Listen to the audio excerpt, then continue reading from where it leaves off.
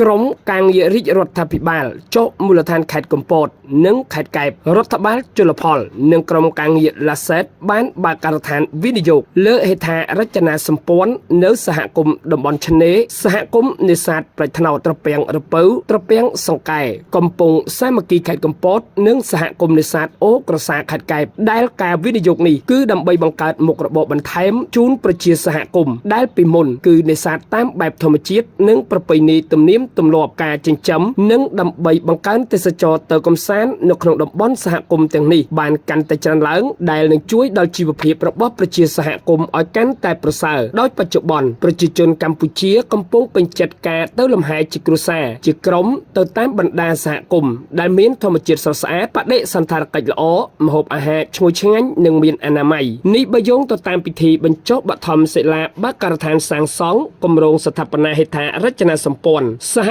គមន៍តំបន់ឆ្នេរសហគមន៍នេសាទប្រៃថ្នោតត្រពាំងរពៅត្រពាំងសង្កែកំពង់សាមគ្គីខេត្តកំពតនិងសហគមន៍នេសាទអូក្រសាខេត្តកែបនាថ្ងៃទី29ខែមីនាឆ្នាំ2026នេះ